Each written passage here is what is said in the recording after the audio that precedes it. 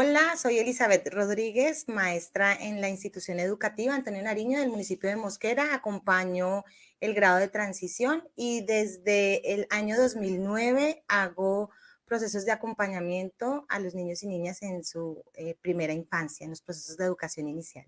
Y bueno, el día de hoy quiero hacer un ejercicio de diálogo en torno a qué significa entonces eso de hacer el seguimiento al desarrollo integral de los niños y de las niñas de una manera asertiva, de una manera real, de una manera práctica en nuestros escenarios e instituciones educativas.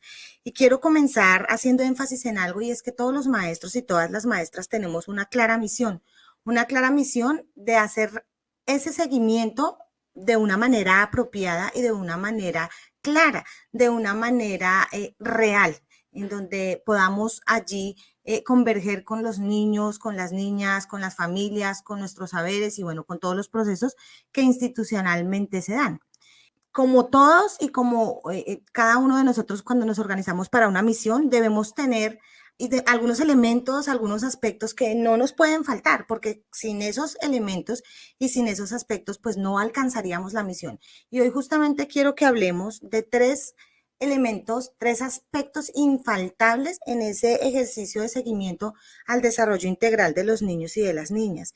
Además de todo lo que está planteado en la política pública, en las orientaciones técnicas, en los referentes, que ya seguramente tenemos manejo de esa información. Además de eso, yo quise en esta presentación resumirlo en tres infaltables. Y quiero entonces comenzar con el primer infaltable para que podamos hacer un seguimiento al desarrollo de los niños de una manera asertiva. La sensibilidad. Este infaltable es la sensibilidad. ¿Y por qué lo he llamado la sensibilidad? Así como podemos apreciar en esta imagen ese asombro de esta maestra en la relación de juego con el niño y la niña, quiero que hoy podamos adentrarnos en esto de la sensibilidad como un infaltable para el seguimiento al desarrollo de los niños, porque esta sensibilidad tiene que ver con la capacidad para percibir esas sensaciones a través de los sentidos, tiene que ver con esa capacidad para sentir y para atender a las personas de una manera asertiva, emocionarse ante la belleza, emocionarse ante todos estos sentimientos que emergen en las relaciones con los otros, sentimientos como el amor, la ternura, la compasión, pero por supuesto también otro tipo de sentimientos como la tristeza, como el enojo, como el malestar, como la fatiga, que son esos sentimientos y esas emociones que hacen parte de las relaciones humanas. ¿Y por qué es importante entonces que un maestro y una maestra sea sensible para poder hacer un muy buen seguimiento? Porque el maestro y la maestra que pierde esa capacidad de asombro, que pierde esa sensibilidad frente a los procesos de los niños, difícilmente va a poder encontrar y difícilmente va a poder percibir esa magia en la relación de los procesos y de los avances en los procesos de los niños y de las niñas. Y bueno, no solamente pues de los avances, sino también de todos aquellos elementos que hacen parte del desarrollo integral de los niños y las niñas en sus particularidades, los retrocesos, los intereses, las dificultades. En este sentido, el proceso de seguimiento al desarrollo integral de los niños y de las niñas tiene una mirada diferente, porque no se trata solamente de evaluar conceptos o aprendizajes, sino que se trata de caracterizar y valorar los procesos de desarrollo. ¿Cómo lo hacemos? A partir del reconocimiento justo de esas particularidades y de esas cosas que emergen en medio del intercambio con ellos y con ellas. Solamente cuando estamos piel a piel, mirada a mirada, voz a voz, oído a oído, es que podemos descubrir con ellos esos elementos propios de su desarrollo, centrándonos no solamente en la cantidad de cosas que el niño puede llegar a aprender en un desarrollo cognitivo, sino en esos elementos que hacen parte de su propio desarrollo. Quiero contarles que tuve una experiencia en alguna ocasión con Alejandro y Daniela. Alejandro era un niño muy tímido, Alejandro era un niño introvertido, si lo podemos llamar así. Daniela era distinta, Daniela era de esas niñas espontáneas, arriesgadas, que no medía el riesgo. Y justamente en ese sentido, recuerdo y cuando hacía este ejercicio de construcción para compartir con ustedes, tengo muy presente una escena en la que estábamos con los niños y las niñas en un momento de juego libre. Ellos tenían en ese momento aproximadamente unos 12, 13 meses de edad. Y había una escalera cerca en donde Alejandro y Daniela comenzaron, y los otros niños además, acercarse a la escalera. Alejandro no tanto, la verdad. Pero noté algo en Daniela y es que ella se acercaba y ella quería de una vez subirse por esa escalera y nos tocaba como hablarle, no, espera, mira, ten cuidado, acompañarla en ese proceso de asumir ella su riesgo sin pensarlo de ninguna manera. Pero notamos que otros niños comenzaron a seguir a Daniela y la seguían en ese avanzar y querer subir la escalera, mientras que Alejandro, cuando le invitamos a decir, ¿tú no quieres probar? Él empezó a llorar y él empezó a angustiarse en medio de su gateo y él como que decía, no, no quiero, no quiero. Y de alguna manera comencé a hacer un ejercicio con él de confianza en sí mismo. Y yo pensaba un poco, si como maestros no tenemos la sensibilidad para leer esas actitudes de los niños, esos gestos, esas miradas, porque estoy hablando de niños que en ese momento tenían entre 12 y 13 meses de edad, que verbalmente, oralmente no comunican con claridad lo que están sintiendo, lo que están pensando, pero toda su mirada, toda la disposición corporal, todo su ser en sí mismo, sí manifestó una profunda crisis de angustia, de miedo, de ansiedad, muy distinto a la emoción y a la euforia que tenía Daniela. Y es ahí donde en ese seguimiento que queremos hacer al desarrollo, los maestros y las maestras, debemos pensar un poco cómo es que entonces vamos a encontrar en ese intercambio con los niños y las niñas a diario oportunidades para reconocerles su individualidad, oportunidades para reconocer sus fortalezas, las características que les hacen únicos, ¿sí? De manera que la observación en la educación inicial se nos convierta a todos los maestros en esos principios de reconocimiento de ellos y de ellas, ¿sí? Saber partir a partir de sus propios modos, de sus propias formas, de sus propias particularidades de comunicación, de expresión, de evidenciar sus conocimientos, el cómo les proponemos acciones para que ellos puedan avanzar en ese desarrollo, y ese seguimiento lo hacemos allí, en esa sensibilidad que tenemos.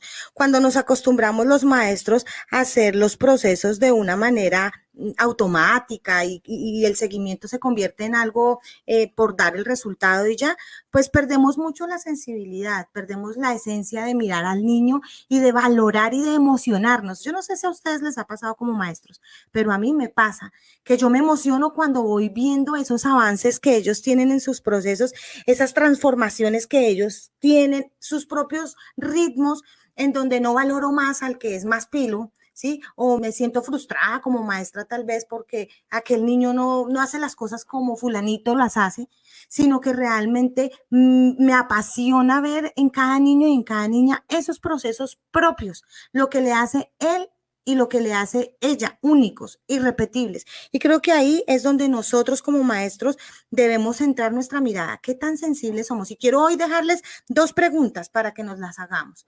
La primera pregunta que quiero que nos hagamos frente a esta sensibilidad que no nos puede faltar para el seguimiento al desarrollo es, ¿te emociona el proceso de la niña o del niño? ¿Te emociona? ¿Sientes emoción? ¿Lo vibras? La segunda pregunta que quiero hacerles es, ¿qué sientes cuando acompañas a los niños y a las niñas?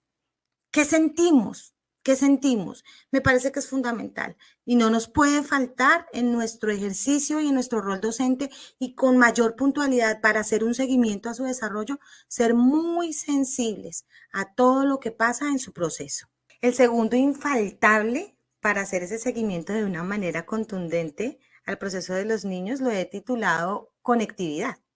¿Y por qué conectividad? Ustedes me dirán que, bueno, esa es una palabra que ha tomado muchísima fuerza y sobre todo en los últimos 2 años en donde nuestra vida emerge en torno a las conexiones virtuales. Y justamente por eso tomé esa palabra conectividad, porque quiero ampliarla más allá de lo virtual y quiero que pensemos en esa conectividad como esa fuerza que conecta, que establece una comunicación, un vínculo entre un grupo de personas. En este sentido, pues resulta supremamente importante para este ejercicio de diálogo que estamos teniendo frente al desarrollo de los niños y de las niñas, que el maestro y la maestra reconozca la importancia que hay en conectarse con la familia, con los entornos en los que transcurre la infancia de cada uno de sus niños y de sus niñas, ¿sí? De manera que se convierta en un reto para nosotros como maestros pensar en cómo es que nos conectamos más allá de, para este caso, de lo virtual o más allá de estar en la escuela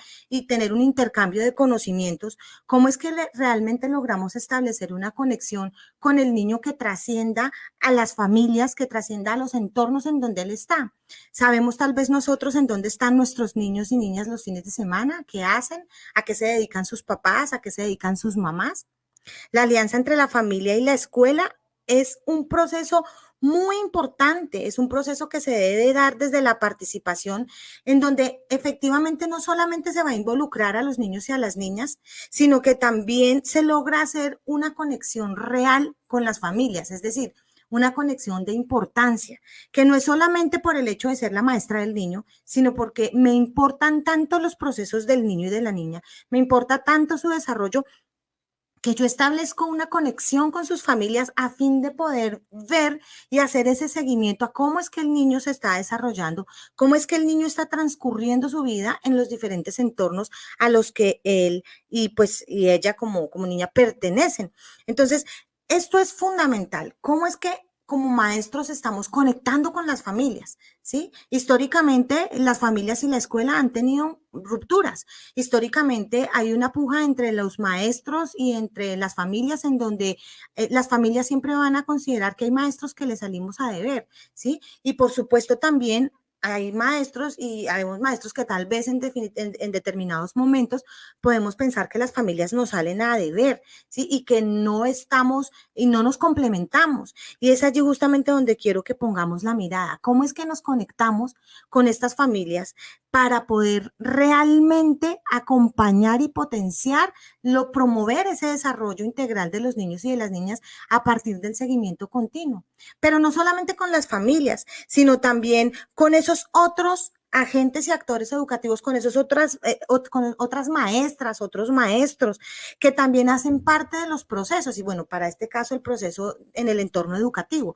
¿Cómo es que nos aliamos con otros desde otros saberes, desde otras disciplinas, para poder hacer ese seguimiento de una manera real? Desde, ¿qué opinas tú acerca del proceso y que para mí sea muy válido, más allá de hacer una comisión de evaluación y de decir pasa o no pasa, logra o no logra?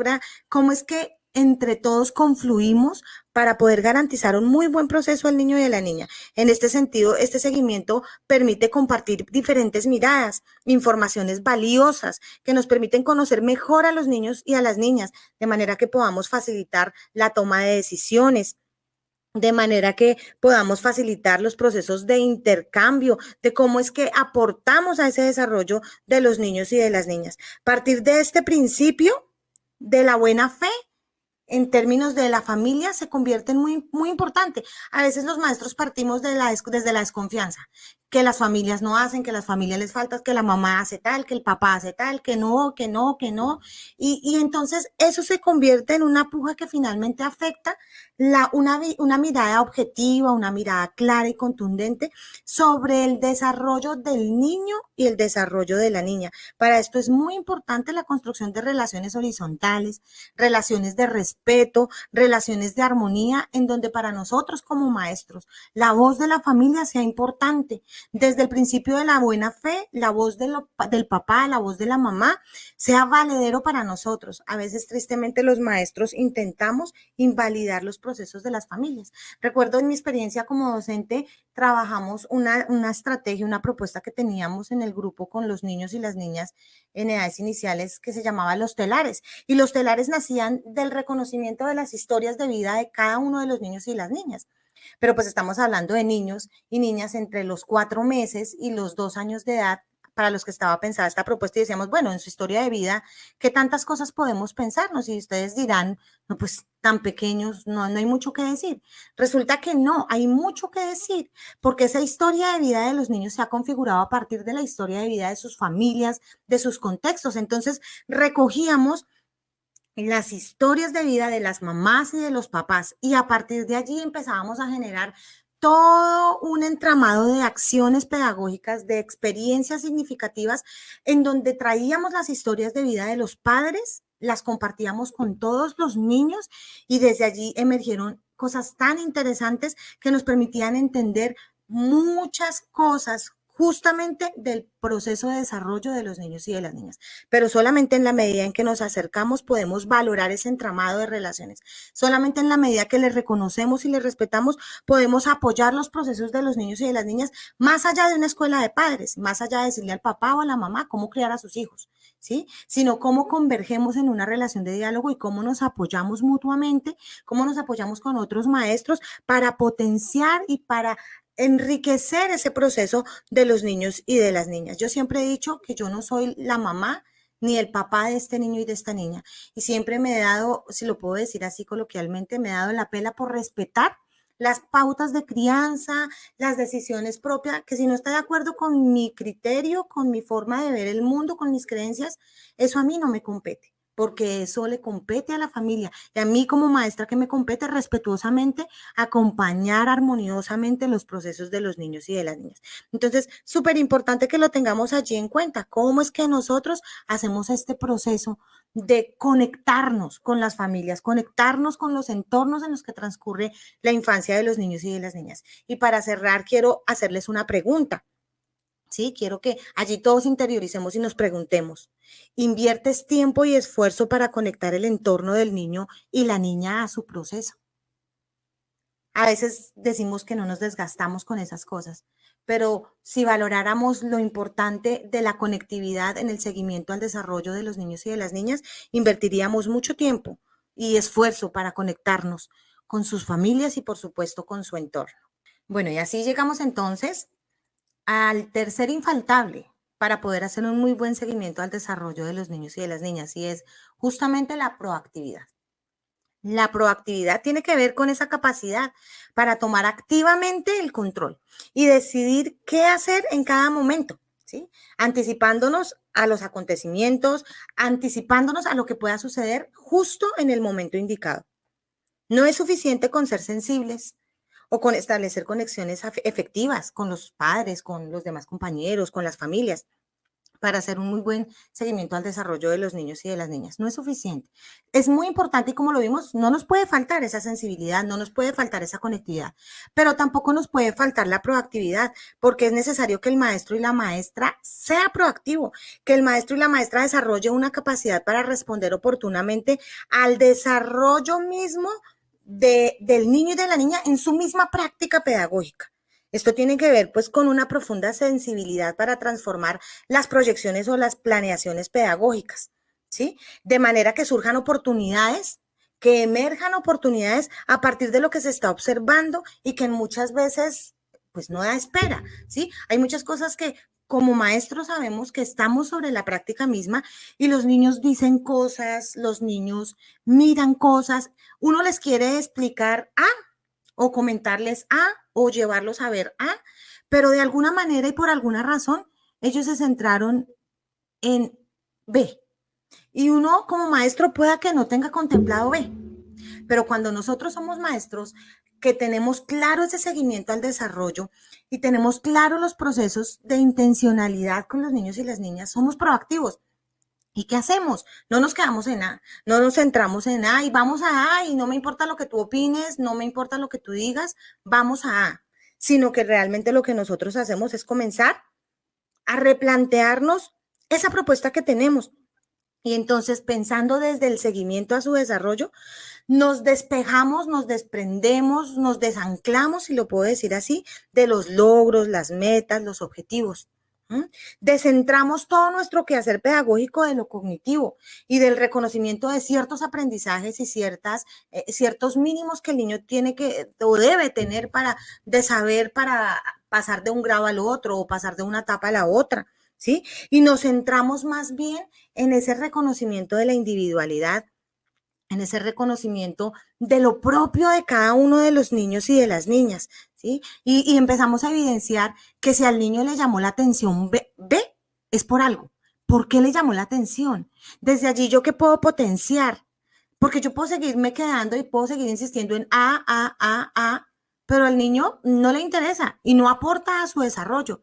Pero cuando yo soy sensible, me conecto con el niño, con sus familias y soy proactivo, yo veo que al niño no le gustó A, o bueno, más que no le haya gustado, no le llamó la atención, pues yo centro mi mirada en B. Porque para mí lo más importante no es el currículo, no es la planeación, para mí lo más importante no es mi cuaderno planeador y el objetivo que tengo que cumplir hoy, sino el niño y la niña, el proceso que el niño y la niña puede llegar a tener.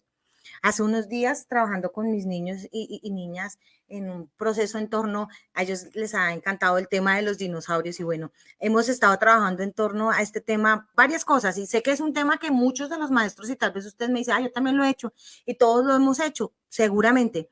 Pero ¿saben qué es lo que más disfruto yo de los proyectos pedagógicos? Ver cómo los niños y las niñas me transforman las planeaciones. Eso es lo que más me encanta. Justamente en mi grupo de acompañamiento les propuse una experiencia en torno, bueno, a toda una construcción que hemos hecho en el marco del proyecto con los dinosaurios. Yo llevaba una propuesta de trabajo en torno al pensamiento matemático, al desarrollo del pensamiento matemático y del conteo y bueno, unas cosas allí puntuales desde allí. Y tenía que hacerles unas preguntas para movilizar el ejercicio. Y entonces, pues como estamos también haciendo el proceso de lectura y escritura, como acercarnos, ¿no? De alguna manera a ese proceso de las letras, las primeras letras, que vamos reconociendo, porque ya ellos están mostrando el interés. Entonces les llevé unas preguntas y les dije, bueno, vamos a intentar leer qué dice ahí. Y empezamos como a leer las preguntas. Y una de las preguntas era, ¿cuántos dinosaurios hay? Y entonces, en una de esas, la niña me dijo que esa era la E y era la letra A. Y cuando se dio ese diálogo de la letra E y la letra A, comenzamos a hacer todo un desarrollo ahí. Una cosa, se nos fue toda la sesión, toda la actividad que habíamos pensado, el tiempo, se nos fue. Y terminamos haciendo todo un abordaje en torno a las letras, a los sonidos, en torno a lo que ellos iban diciendo y otros empezaron a mencionar y a decir, no, es que mi nombre, metimos los nombres, metimos tantas cosas. Finalmente quedó a un lado mi propuesta de hacer el ejercicio desde el pensamiento matemático. Y yo decía, ¿cuántas veces a nosotros como maestros y maestras no nos pasa que en el afán de lograr nuestras metas, de lograr nuestros objetivos, de alcanzar lo que yo tengo en el planeador, lo que dije en la malla curricular, nos olvidamos totalmente de lo que a los niños les interesa, de la necesidad que ellos tienen. Y en ese momento la niña tenía la necesidad de aclarar sus dudas frente a cuál grafía correspondía a cuál, a cuál sonido. Y para mí eso fue en ese momento una oportunidad para acercarme y descubrir también cómo iban entonces ellos en ese otro proceso. Así que la invitación es a que podamos aprovechar todas las oportunidades que emergen en medio de la relación con los niños y las niñas, que emergen en el diálogo con las familias, ¿sí? No frustrarnos cuando las cosas no salen como lo hemos planeado, no frustrarnos cuando no podemos cumplir con el logro y con la meta, sino que al contrario y en el sentido de hacerle un verdadero seguimiento al desarrollo de los niños y de las niñas, entendamos que este seguimiento no es un fin, no es pasar al final una nota, no es un resultado, no es al final un informe. El seguimiento al desarrollo del niño y de la niña tiene que ver con ese acompañamiento permanente que se hace cada momento, y no solo cada momento, sino también a cada uno de los niños y de las niñas de una manera particular, observándolos a cada uno de ellos. No es pensado en si se logra o no se logra una meta, ¿sí? Ahí cambia, ahí tiene que cambiar nuestra mirada. Y si somos proactivos en esto, entendemos que vamos a cambiar y vamos a transformar nuestras prácticas pedagógicas cuantas veces sea necesario, porque el desarrollo de los niños y las niñas nos lo está demandando. Y eso solo lo puedo hacer cuando soy un maestro proactivo, cuando no me amarro a la actividad que tenía planeada, sino que bien, yo tengo que planear y tengo que hacerlo, por supuesto, ¿sí? Pero no me puedo amarrar a eso, porque los niños y las niñas requieren que tengamos una capacidad de proactividad, que tengamos esa capacidad para reaccionar justo en el momento en donde notamos que surge un interés, una dificultad, un avance, un retroceso. Es justo ahí donde tenemos que actuar. Entonces, quisiera pues finalmente dejarles con la pregunta, ¿sí? Y la pregunta es, en esta última semana de trabajo que tuviste con los niños y las niñas, cuántas acciones pedagógicas emergieron del intercambio con los niños y las niñas y no de tu cuaderno planeador o de tu proyección. Qué interesante pregunta. Y si de pronto esta semana decimos, no, esta semana no se ha dado ninguna acción que nace de la propuesta de los niños, entonces pensémonos el mes, y si no el mes, este año, y si no, creo que tenemos que cuestionarnos muchas cosas ahí como maestros. Debemos responder asertivamente a ese proceso de seguimiento de los niños y las niñas.